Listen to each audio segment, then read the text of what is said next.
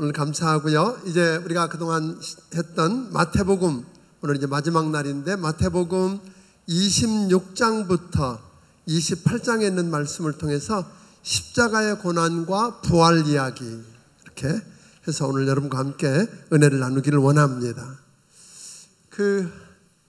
26장부터 28장에는 사실 예수님이 3번에 걸쳐서 고난을 당하시고 부활하실 것을 예언했었어요. 기억나죠?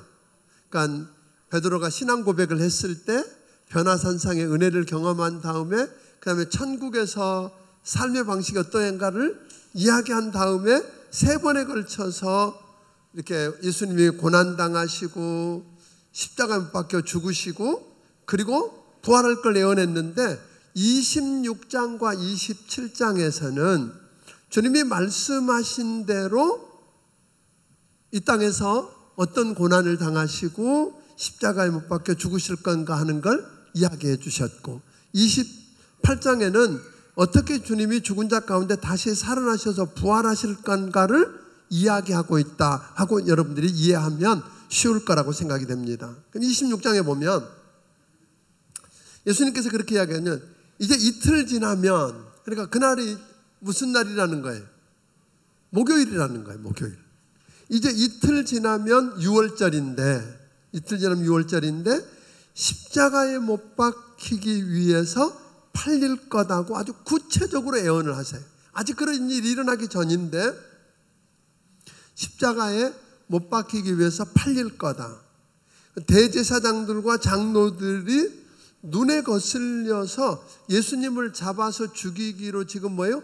음모를 꾸미고 있고 계계를 꾸미고 있지만 뭐가 두려웠냐면 예수님 백성들에게 워낙 인기가 있으니까 그렇게 수많은 사람들이 몰려있는 명절에 그런 일을 했다가는 자기들이 뭐 할 거다? 밀란이 나면 어려울 거다. 그러니까 저들이 스스로 뭐라고 결정했냐면 명절에는 하지 말자 그런 거예요. 명절에는 하지 말자. 6월절에 하지 말자 그랬는데 예수님은 아까 뭐라 그러세요? 6월절에 죽으시겠다고 그런단 말이에요. 왜냐하면 본래 6월절이라고 하는 명절이 뭘 기념하는 날인지 아시죠? 뭐죠? 이스라엘 백성들이 장자가 죽게 됐는데 양을 잡아서 그 피를 문설주에 바른 집은 죽음의 사자가 뭐 한다 그러세요? 넘어간다. 그 말이 6월이란 말이에요. 넘어간다. 그러니까 모든 장자가 죽는 재앙이 넘어갔고 그로 말미암아 430년 동안 애굽에서 종노릇하고 있던 그들이 해방되어서 자유케 된 것을 기념하는 절기가 뭐예요? 6월절이다. 그렇게 이야기하면 되죠. 그러니까 6월절 양의 피 흘림으로 애굽에서 종노릇하던 이스라엘이 애굽에서 해방된 것처럼 6월절 어린 양의, 그거는 이제 예표였단 말이에요. 6월절 어린 양의 본체이신 예수님이 6월절에 죽으심으로 말미암아, 그러니까 피 흘려 죽으심으로 온 모든 인류가 죄에서 뭐한다? 해방된다고 하는 것을 말씀한 것입니다. 그러니까 대제사장과 장로들은 백성들의 밀란이 있을까 봐서 6월절 명절에는 말자고 했지만 예수님은 뭐 한다고 그러세요? 6월절에 죽으시겠다는 거잖아요. 6월절에 죽으셔야겠다는 거예요. 그러니까 예수님은 언제 죽으실 거라고 하는 것만 이야기한 게 아니라 어떻게 죽으셔야 할 것도 이야기했어요. 그게 뭐예요? 십자가에 못 박혀 죽을 거라고 이야기했다고요. 본래 십자가라고 하는 거 여러분 잘 아는 것처럼 뭐죠? 로마 사람들이 비로마 사람들의 반역이라든지 아주 흉악한 죄를 졌을 때 처형하는 도구가 십자가예요. 가장 잔인한 처형 도구였는데 신명기 21장 23절에 보면 나무에 달려 죽은 자는 하나님께 저주받은 거다 그렇게 이야기했다고요. 그러니까 예수님은 우리의 허물과 죄를 담당하시고 이사야서 53장 6절인 것처럼 우리 대신 저주를 받아 나무에 달리셨다고 하는 걸 우리가 알게 됩니다. 그러니까 십자가는 예수님께서 우리가 당할 저주를 대신 담당하시고 우리 대신 죽으실 때 치신 형틀이 뭐예요? 십자가라고 하는 겁니다. 그러니까 예수님이 유월절 십자가에 못 박여 피 흘려 죽으신 것은 우연이 아니라 이 말이에요. 그렇죠? 어떻게 하다 보니까 그렇게 되어지고 그때 된 게 아니라 하나님이 이미 말씀하신 것을 이루기 위해서 십자가에 유월절 어린 양으로 피 흘리고 죽으셨다 하는 겁니다. 그 다음에는 보면 예수님께서 베다니 그 나병 환자인 시몬의 집에서 식사하실 때 한 여자가 나와서 아주 귀한 향유옥합을 깨뜨려서 예수님께 쏟아 부었다 하는 이야기가 나와요. 그런데 여기는 안 나오는데 마가복음에 같은 이야기로 뭐라고 나오냐면 그 향유가 얼마라고 마가복음에서는 이야기했어요. 얼마라 그랬죠? 300데나리온. 1데나리온이 얼마예요? 하루 품삯. 그러니까 5만 원만 잡아도 300데나리온이 얼마라는 거예요? 1,500만 원. 예. 1년 품삯이 1년 품삯. 1년 연봉을 어치를 쏟아서 주님께 부었다 이런 거예요. 그러니까 이 말은 뭐죠? 이 여인은 주님께로부터 받은 은혜와 사랑이 어떤 건지를 아는 거예요. 그게 얼마나 대단한지 알기 때문에 감격해서 아낌없이 모든 것을 쏟아붓고 싶은 사랑의 표현이라는 거죠. 그러니까 이 모든 것을 이걸 모르는 사람들은 그렇게 하는 걸 보고 뭐라 그랬어요? 저 허비한다, 낭비한다, 그리고 야단을 쳤던 거죠. 그러나 예수님은 이 여자를 괴롭게 말라고 하면서 뭐라 그러냐면 이 여자가 내 장례를 준비했다. 그러니까 여자는 사실은 장례를 준비했어요? 아니에요. 그런 생각 없이 되는 주님이 더 귀하게 받으셨다는 거예요. 그러니까 때로는 우리가 드린 것보다 주님은 더 귀하게 받으신다고 하는 것 여러분이 기억하기를 바랍니다. 더 귀하게 받아주신다는 거예요. 그러면서 주님이 말했냐면 이 여자가 행한 일은 복음이 전해지는 곳이면 어디든지 기억될 거라고 칭찬하기까지 합니다. 그러니까 예수님께서 나를 위해서 무엇을 어떻게 해주셨는지, 나를 얼마나 어떻게 사랑하셨는지를 알고 나를 얼마나 어떻게 축복해 주셨는지를 알기에 감격이 넘쳐서, 그 감격이 여러분에게 있습니까? 그 감격이 넘쳐서 주님께 쏟아붓고 싶은 그런 사랑이 회복되기를 주의 이름으로 축원합니다. 그것은 절대로 허비나 낭비가 아닙니다. 손해가 아닙니다. 주님은 여러분이 드린 것보다 더 크게 받아주시고 영원히 기억하는 축복을 주신다는 것 여러분 기억하기를 주의 이름으로 축원합니다.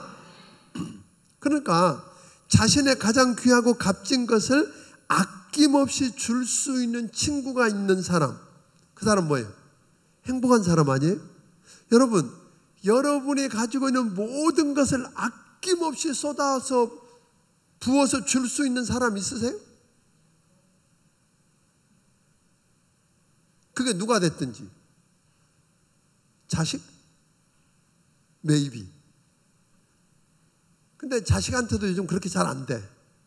그렇게 할 수 있는 사람은 행복한 사람인데, 그런데 내가 모든 것을 쏟아 부어서 줄 수 있는 그 친구가 예수님인 사람은 가장 행복하지 않겠어요? 아멘? 오늘 여러분과 내게 모든 거, 오늘 그 한나 이야기를 할 때도 낮에 그렇게 이야기했잖아요.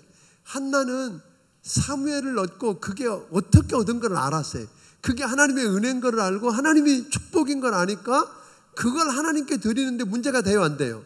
아브라함이 100세에 얻은 아들 이삭을 바치라 그럴 때 드리는 게 문제가 안 되는 건 그걸 주신 분이 하나님이시니까 드리면 그 하나님이 책임질 거라는 믿음이 있으니까 기쁨으로 드릴 수 있는 거예요. 그러니까 왜 벌었는지도 모르고 어떻게 받았는지도 모르고 내 욕심이 내가 어떻게 애써서 힘들어서 겨우 얻어놓은 건데 이거 달라 그러면 나 어떻게 살라고 이러면 이제 그러니까 평생 가난하게 사는 거지 뭐. 그런 삶의 모습을 보기를 바랍니다. 그 다음에 14절부터 보면 가룟 유다의 배신에 관한 이야기가 나와요. 여러분 아는 것처럼 가룟 유다는 예수님의 12제자 중에 하나입니다. 3년 반 동안 주님 따라다니면서 말씀도 듣고 이적과 기사도 보고 훈련도 받았어요. 그런 그가 제사장을 찾아가서 그 당시에 노예 한 사람 값이 얼마냐면 은 30이에요. 그러니까 예수님 자기 스승을 노예 한 사람 몫인 은 30을 받고 팔아버렸어요. 넘겨주겠다고. 여러분 이게 말 돼요? 예? 가룟 유다 하는 거 말 됩니까? 안 됩니까? 말 안 되죠. 어떻게 그럴 수 있어요? 근데 가만히 보니까 가룟 유다가 그렇게 한 이유 중에 하나는 뭐 이거는 꼭 그렇게 해당되는 건 아닙니다만 가룟이라고 하는 건 지역 이름이에요. 가룟이라고 하는 지역 이름이니까 가롯 사람 유다예요. 그 가롯이라고 하는 것이 어디일까 정확하게는 모르지만 확실한 건 유다와 사마리아와 갈릴리 이렇게 나누어질 때, 베레아 나눌 때의 유다 지역이에요. 그럼 나머지 대부분의 제자들은 어디 사람들이에요? 응? 이거 모르면 안 되는데. 나머지 대부분의 제자들은 어디 출신들이에요? 갈릴리 출신들이죠.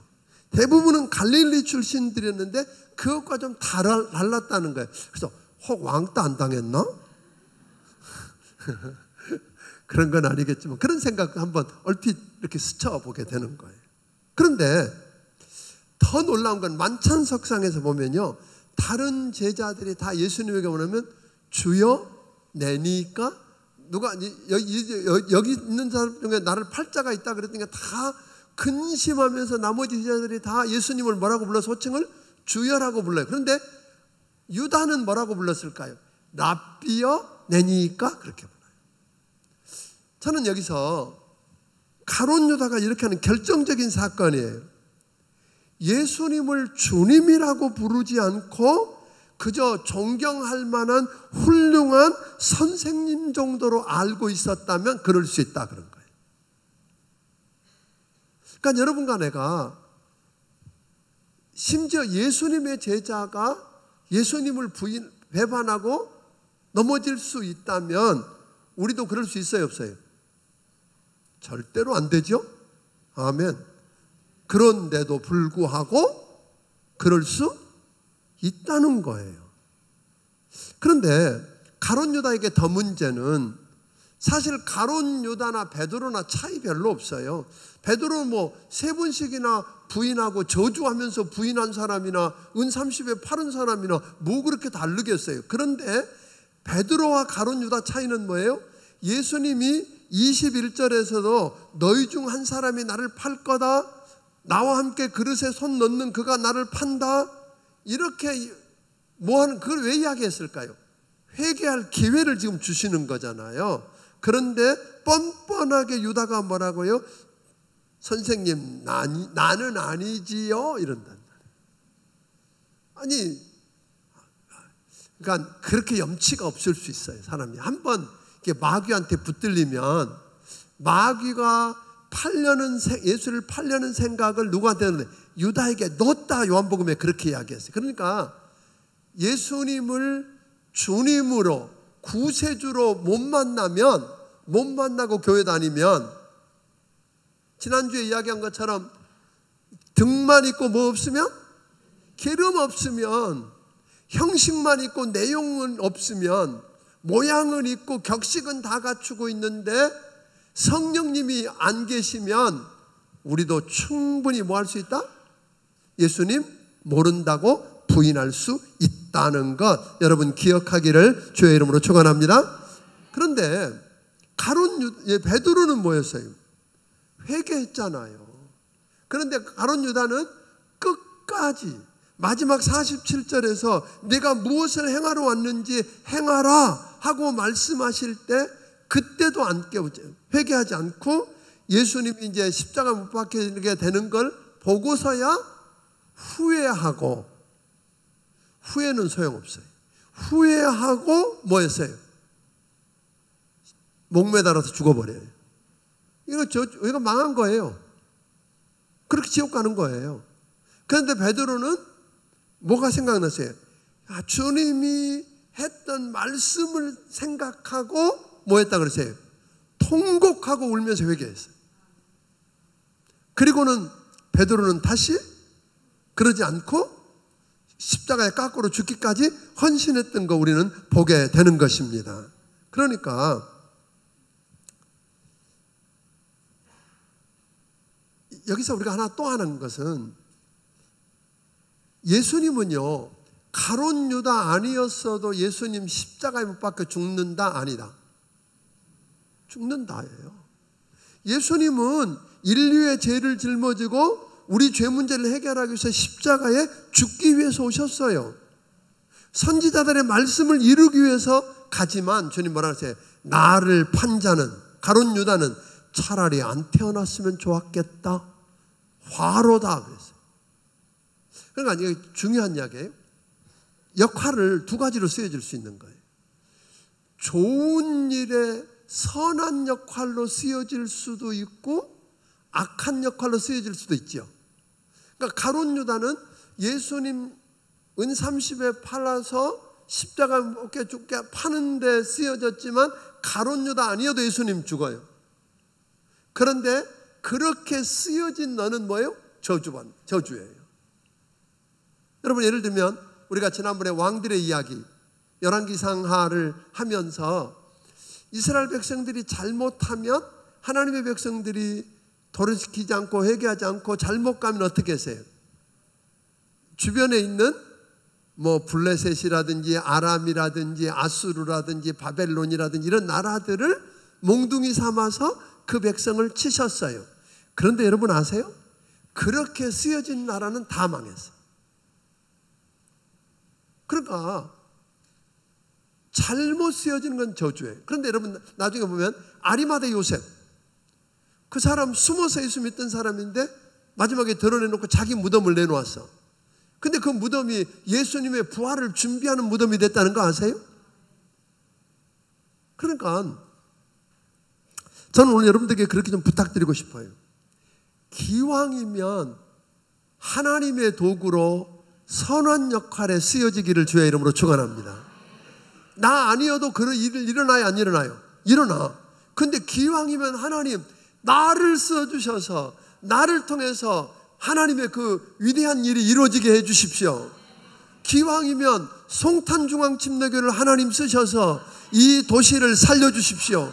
이게 우리 교회 아니어도 하나님 일을 여전히 하실 거라고요. 그런데 기왕이면 그 선한 일에 우리가 쓰여지는 게 얼마나 큰 축복일까요? 믿습니까? 그 선한 축복. 그런데 어떤 사람도 있다고요?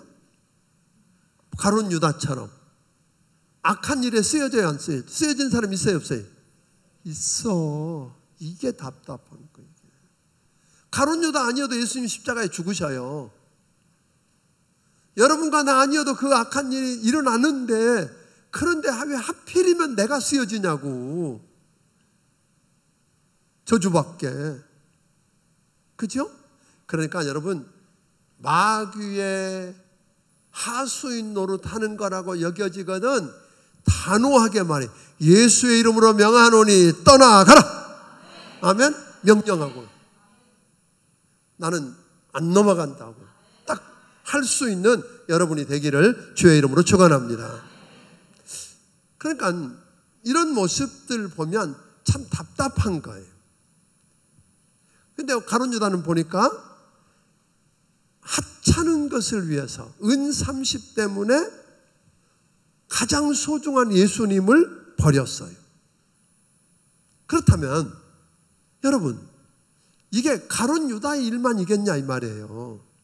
내가 하찮은 걸 위해서 소중한 예배를 버리고 주님 섬기는 일을 버리면 그게 결국은 무슨 일이라는 거예요?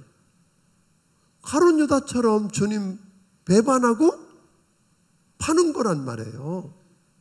믿습니까? 그러니까 우리는요, 꼭 예수님을 너 돈 주고 팔아서 십자가에 못 박는데 뭐 해야만 그런 줄 아는데 아니요. 우리도 그 하찮은 걸 가지고 소중한 주님, 소중한 예배, 주님의 영광을 우리가 버리고 포기한다면 여러분 가룟 유다와 다르지 않다는 것 기억하기를 바랍니다. 사랑하는 성도 여러분, 예수님을 팔아서 은을 산 가룟 유다 같은 사람이 아니라 은을 팔아서 예수님을 사는 지혜로운 여러분들이 되기를 주의 이름으로 축원합니다. 근데 이 여인을 가룟 유다는 결국 뭐라지? 이 여인들은 뭐라고 그랬던 사람인지 아세요? 낭비한다고, 허비한다고 했던 사람이 가룟 유다예요. 그런데 제 인생을 진짜 낭비한 사람은 누구예요? 그 여인이 아니라 가룟 유다였다는 걸 우리는 알게 됩니다. 자, 26절부터는 예수님은 십자가를 지시고 죽으시기 전에 제자들을 준비시키는 모습을 보게 됩니다.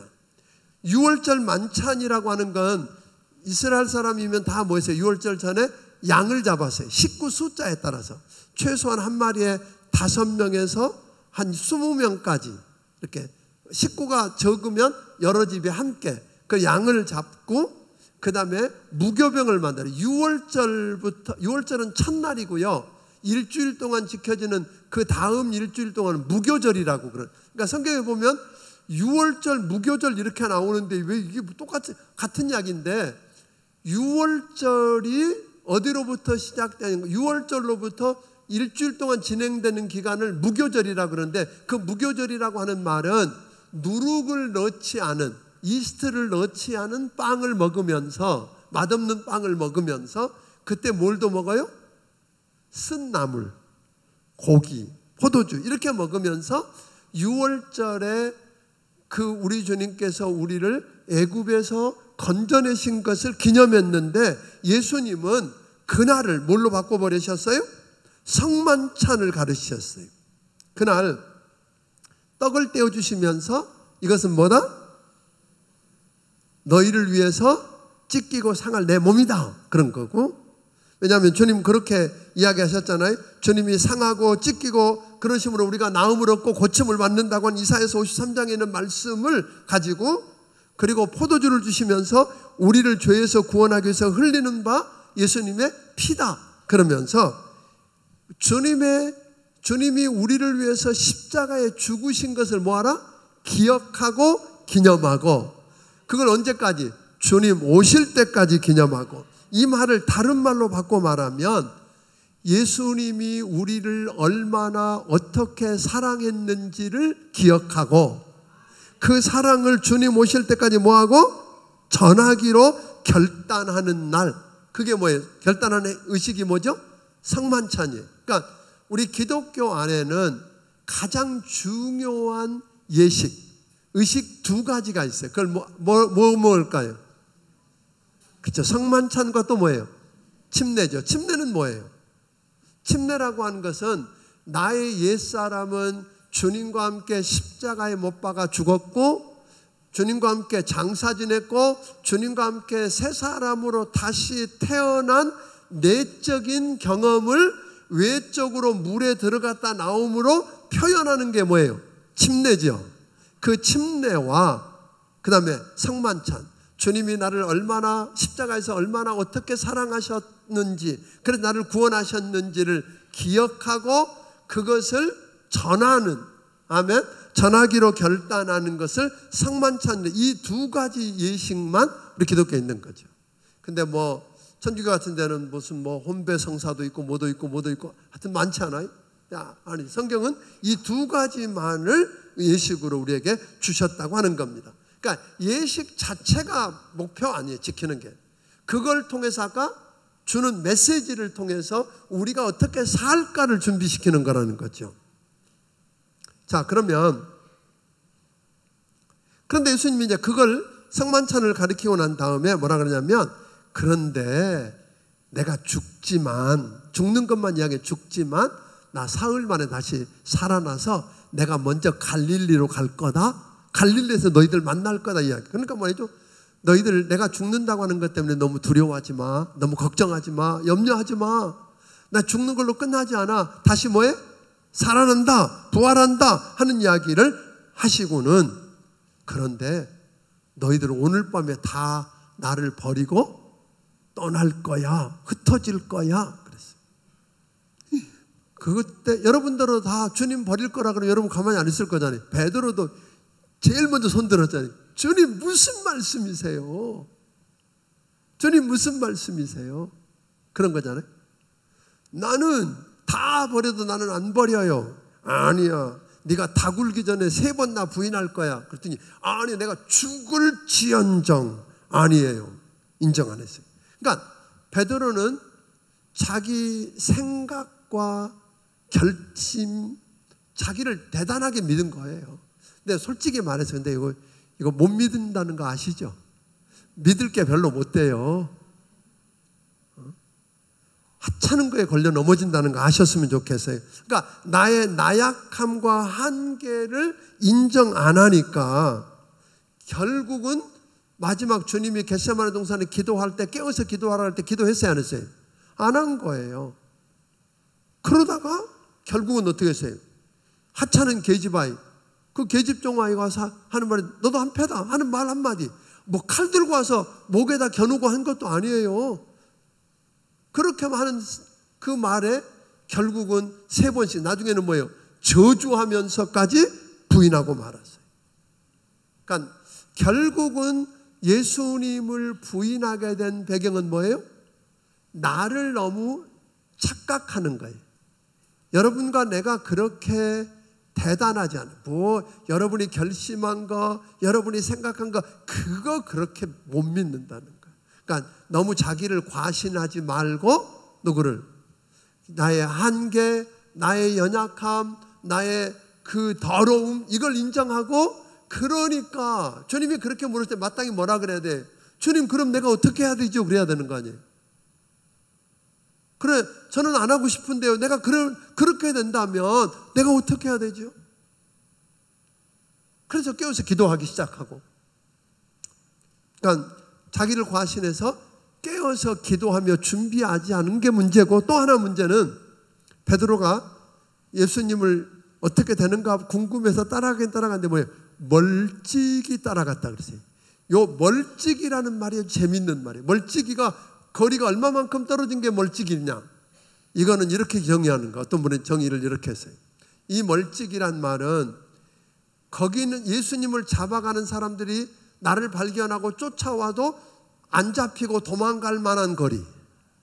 그 다음에 또 얼마만큼 멀찍이란 말이 얼마만큼 말이냐면 예수님이 뒤돌아봤을 때 보일 만한 거리. 저 여기 있어요. 맞아, 나 아주 없어진 거 아니에요? 할 만한 거리. 그러니까 요즘 예수 믿긴 믿는데 멀찍이 따라가는 사람들이 좀 있어요. 안 믿는다고는 말하기 어렵고, 나 알지요, 나 주님 주일날 교회 왔잖아요, 이제 이 정도고. 그런데 뭐예요?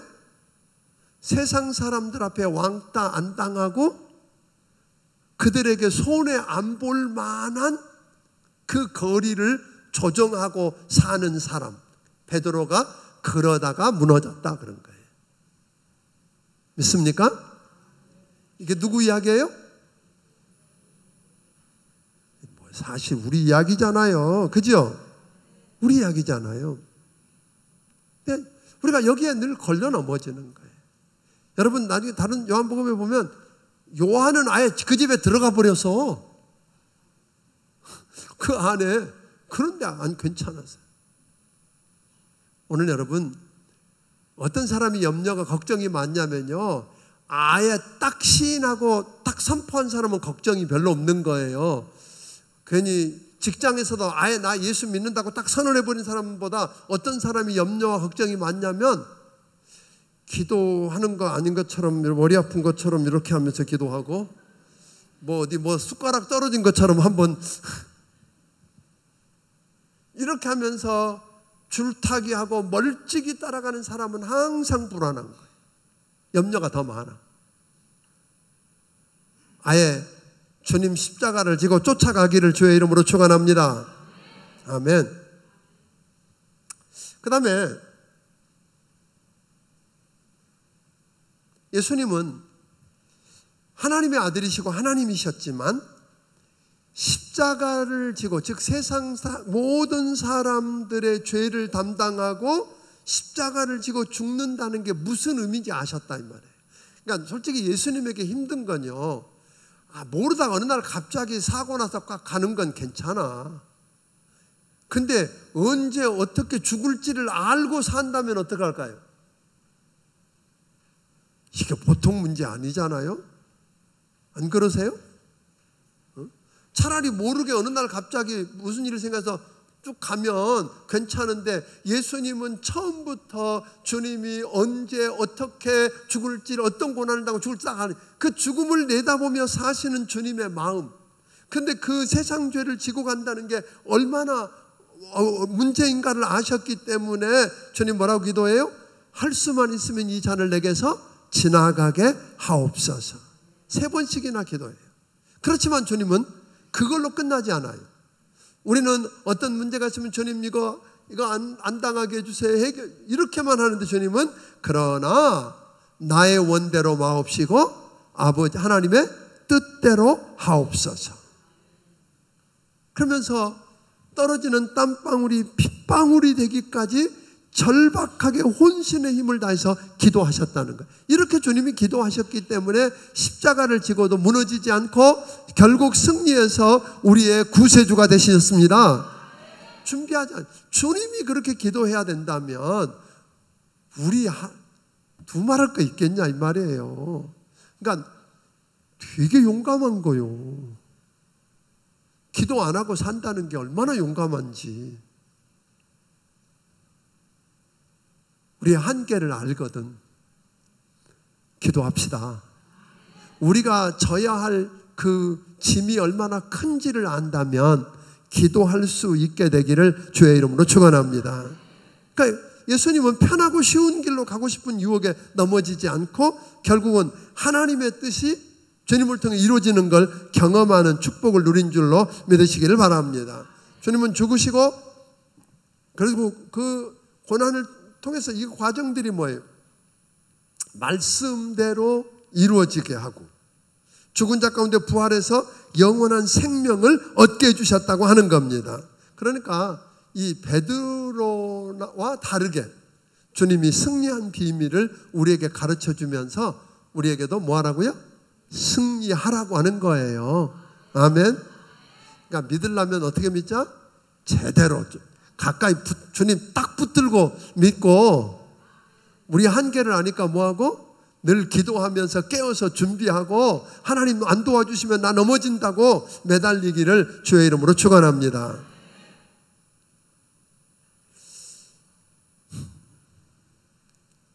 그 다음에 예수님은 기도하신 후에 준비가 되자 스스로 잡히기로 결정하셔요.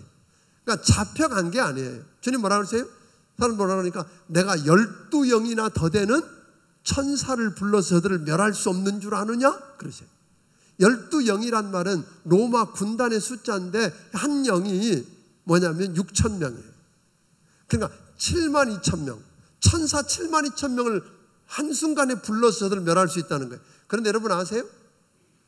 히스기야 왕 때 185,000명이 그 아수르 군대를 어떻게 했어요? 천사 몇 명이 잃어버리셨죠.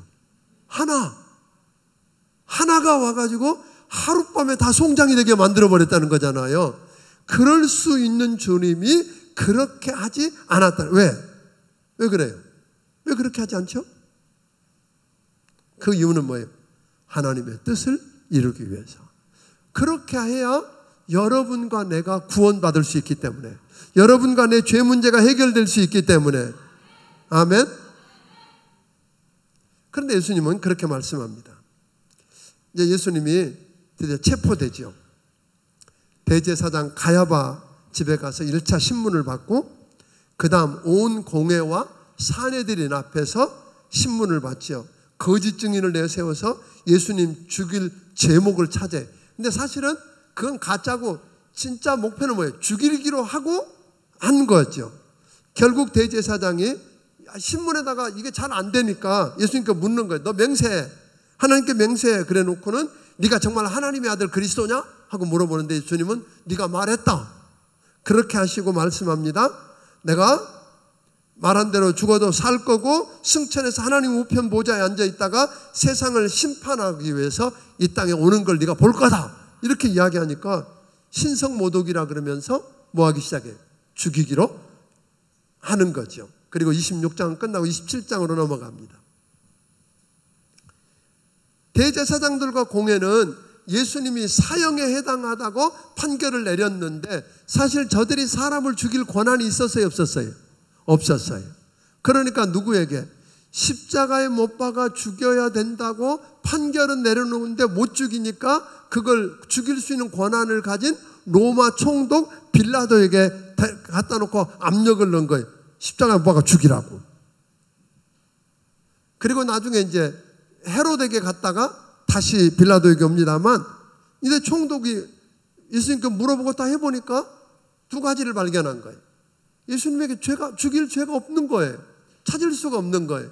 저들이 말하는 것도 그냥 이 이야기 저 이야기 하지 그 죽일 죄가 아닌 거예요. 두 번째는 뭐예요? 죽일 죄가 없다고 하는 것뿐만 아니라 그렇게 한 이유가 저들이 시기심 때문에 백성들의 마음이 예수님께로 몰리니까 시기심 때문에 죽이려고 그러는구나 하고 알았어요. 그러니까 빌라도가 뭐라 그러냐면 명절 되면 특사로 한 사람 어떤 죄를 지었든지 살려주는 예가 있잖아. 그러니까 일부러 빌라도가 죄인 중에 제일 악한 놈, 제일 나쁜 짓 하고 잡혀온 바라바를 끄집어내는 거예요.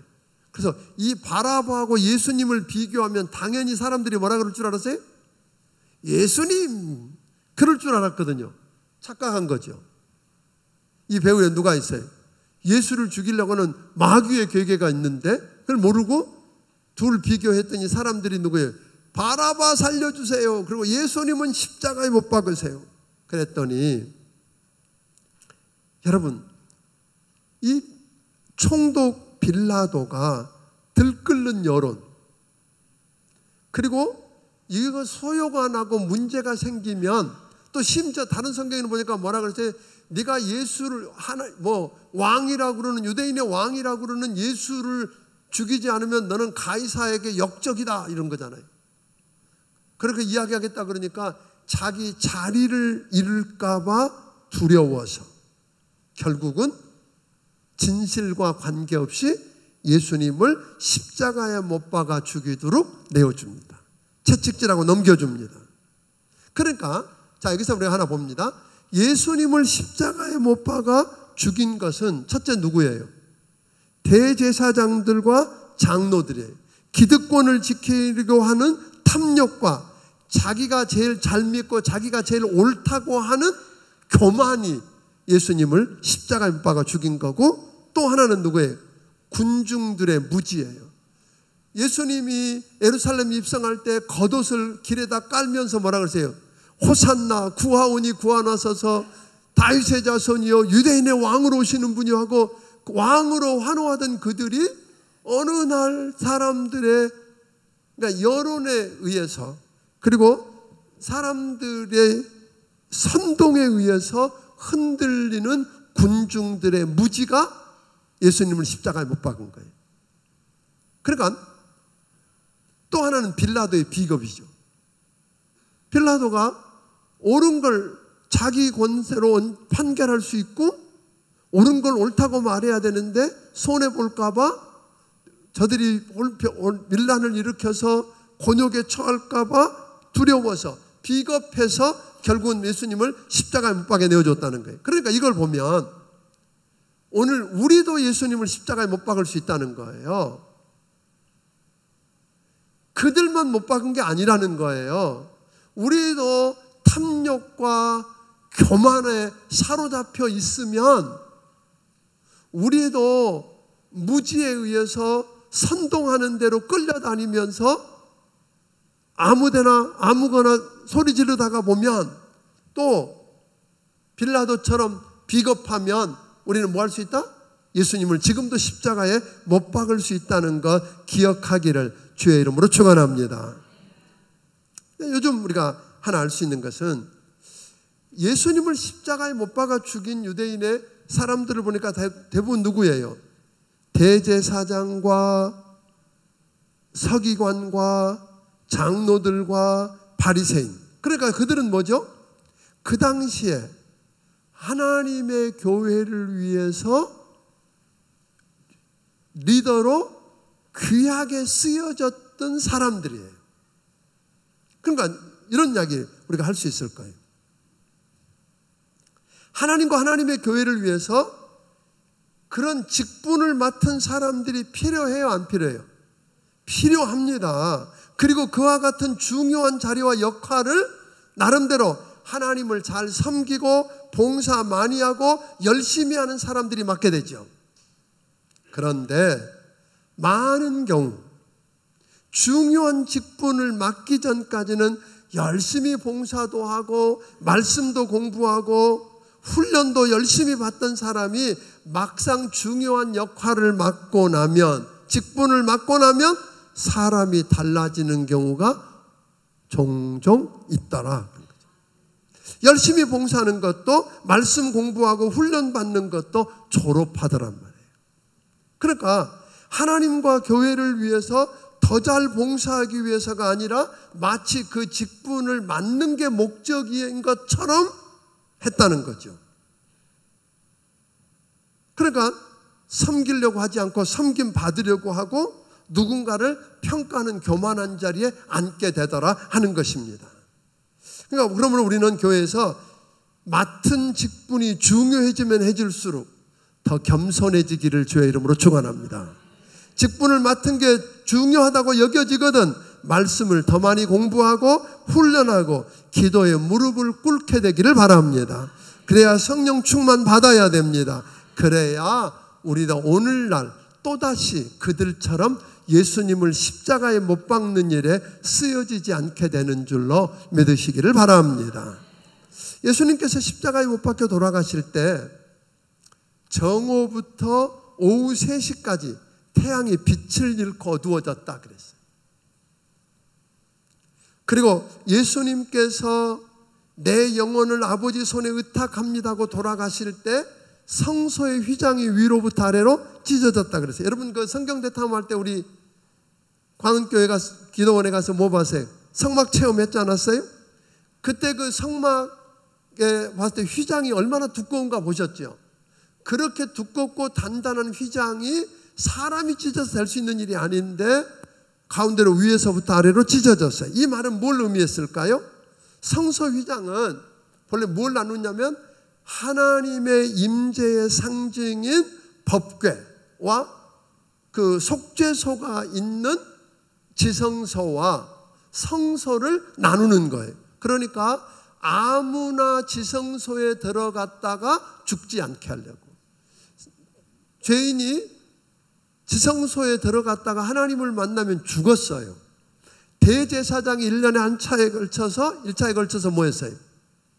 자기 죄 문제를 해결하고 백성의 죄 문제를 해결하기 위해서 들어갔다가 죄 문제를 해결하고 하나님의 축복을 받아가지고 나오는 건데, 주님이 십자가에 못 박혀 죽으실 때 휘장이 위로부터 아래로 찢어짐으로 무슨 일을 하세요? 내가 곧 길이요 진리요 생명이니 나로 말미암지 않고는 내 아버지께로 올 자가 없다고 하신 그 예수님 십자가를 통해서 하나님께 나아가는 길이 열렸다 하는 거예요.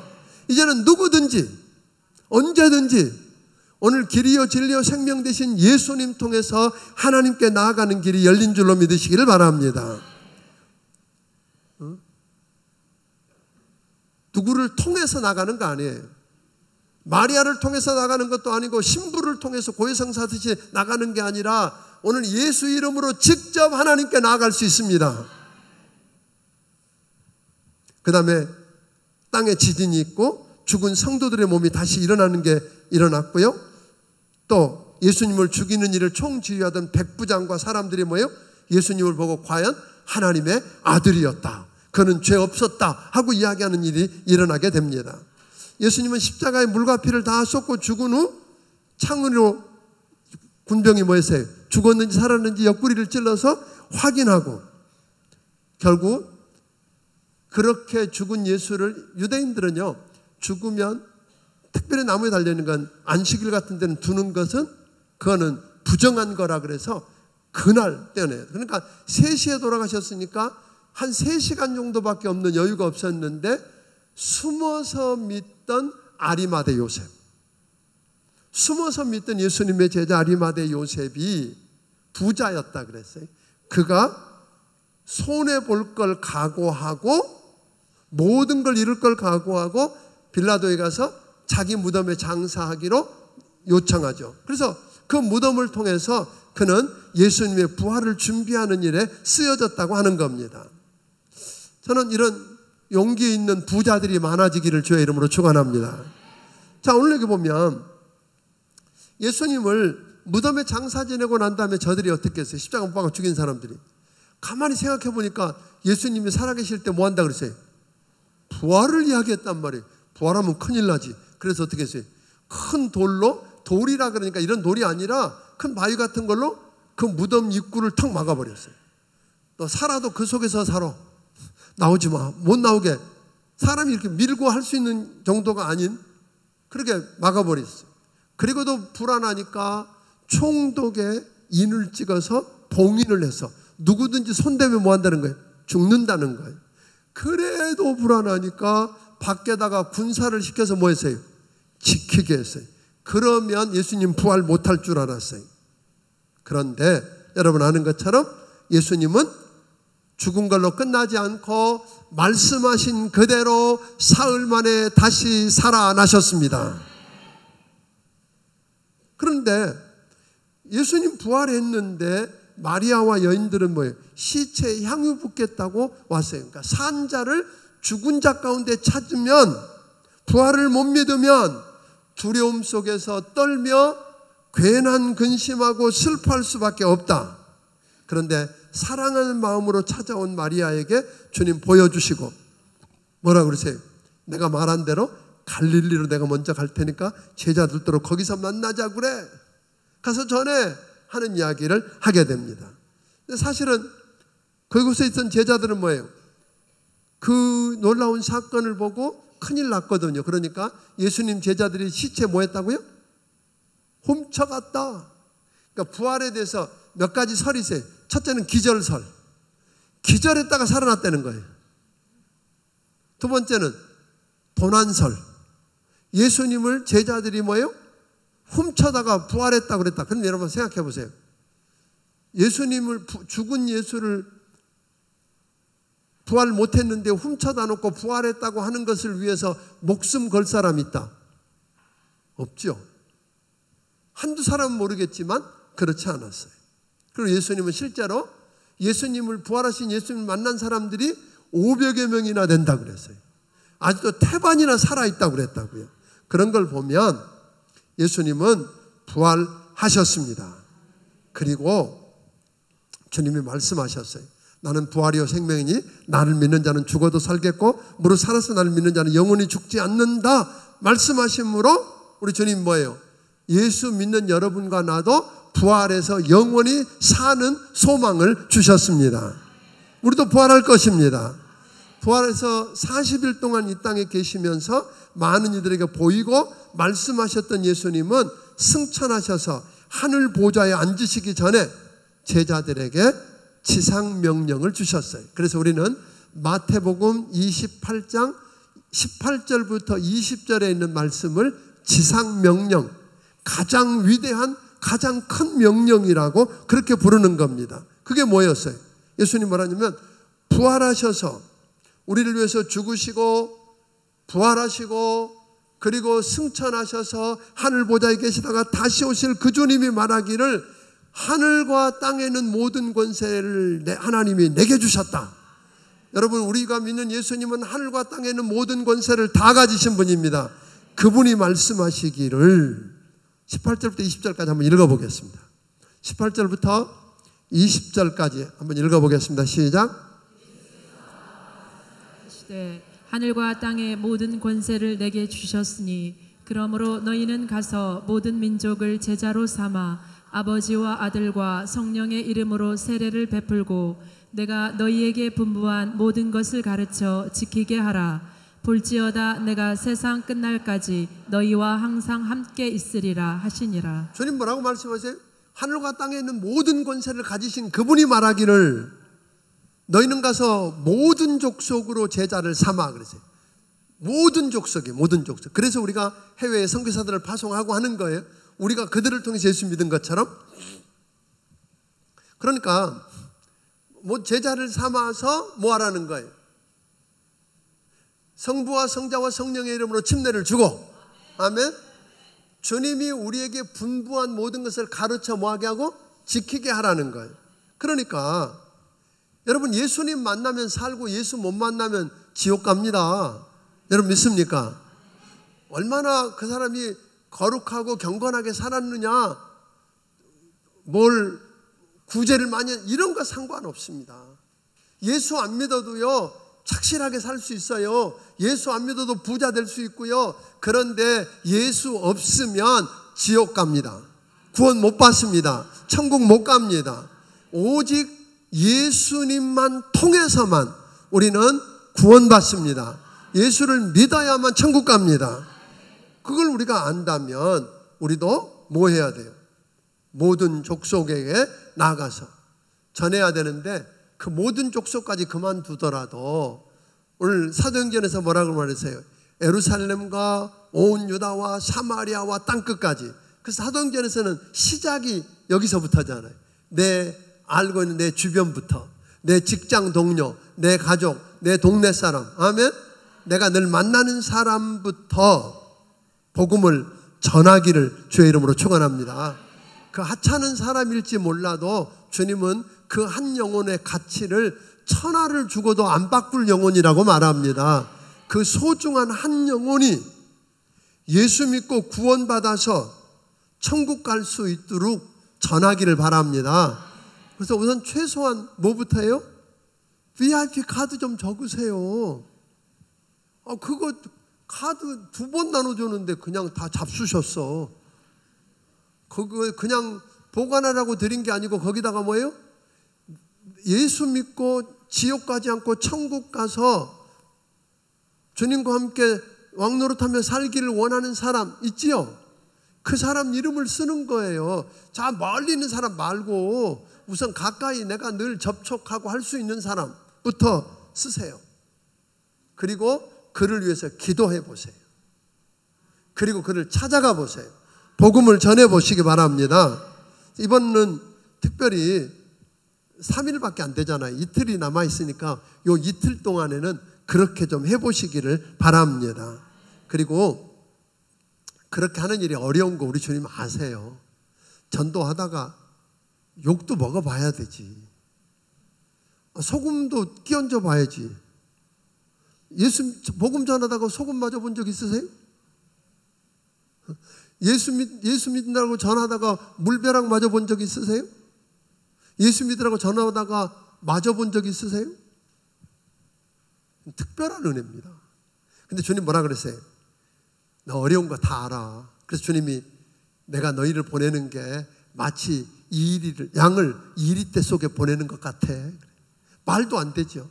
그런데 뭐라 그랬어요? 그거 아는데 내가 세상 끝날까지 함께 있을게. 그런 거죠. 너가 함께 할게. 내가 할 말 내 입에 담아줄게. 그런 거잖아요.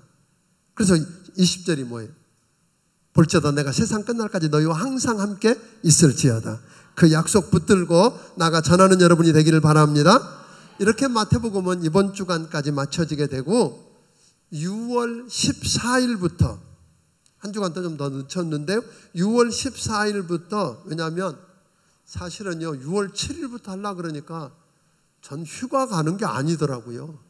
6월 14일부터 해도 제가 책보따리 들고 가야 되는데 이건 너무 부담이 돼서 6월 14일부터 역대상을 가게 될 겁니다. 그 전에 여러분들에게 책을 나눠드리게 될 것이고요. 이번에 역대상은 사실 역대상화를 하고 나면 나머지 구약 전체를 좀 풀 수 있거든요. 그러니까 지금까지 못했던 분들도 좀 한번 할 수 있도록 꼭 권면해 주시면 고맙겠습니다. 너무 감사하고요. 오늘 이거 마쳐지고 나면 바로 주차장에서는 우리 남자 체육대회가 있게 됩니다.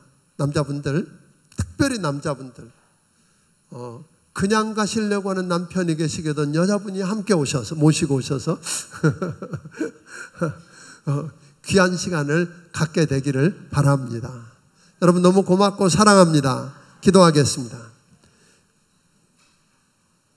하나님 아버지, 복음서의 첫 번째인 마태복음을 몇 주간에 걸쳐서 함께 공부하면서 하나님 마음을 알고 오늘 주님의 제자로 살아가는 일들이 어떤 것인지를 볼 수 있게 하셔서 감사합니다. 주님, 이 말씀대로 붙들려서 마지막 주님 앞에 설 수 있도록 축복해 주시옵소서. 예수님 이름으로 기도하옵나이다. 아멘.